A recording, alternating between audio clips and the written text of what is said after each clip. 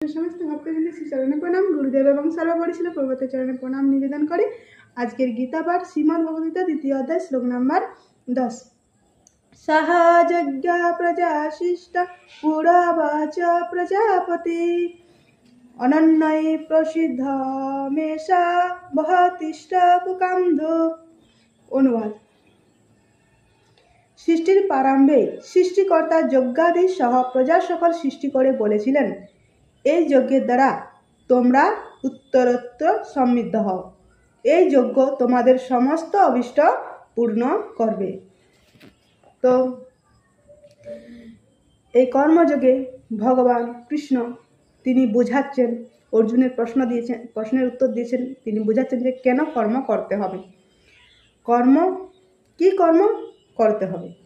তো সেটাই বলেন, কর্ম কেবলমাত্র, এর আগে আমরা শুনলাম, কেবলমাত্র বিষ্ণুর সন্তুষ্ট বিধানের জন্য কর্ম করবে। আর বাদবাকি যা কর্ম করবে সেটা এই দুঃখময় সংসারে তোমাকে আষ্টে পৃষ্ঠে বেঁধে রাখবে। তাই এখন প্রশ্ন আসতে পারে যে কার জন্য কর্ম করব, পরিবারের জন্য না অন্য কিছু কর্ম করব। তো সেটাই ভগবান আজের শ্লোকে তিনি বলছেন।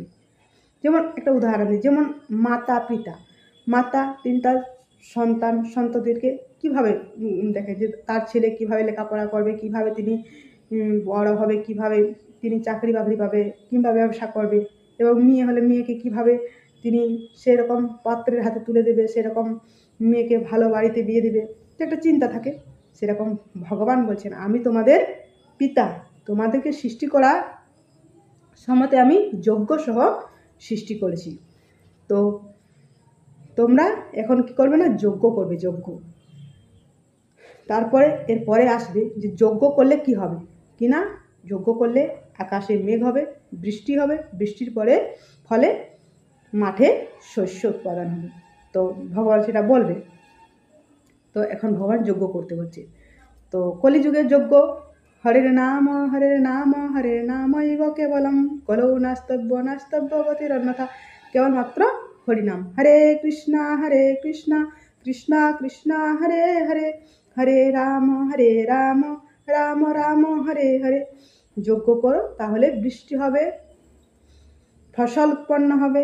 হরিনাম সবাইকে করতে হবে। তো সেই পরবর্তী আলোচনা পরের শ্লোকে। হরে কৃষ্ণ।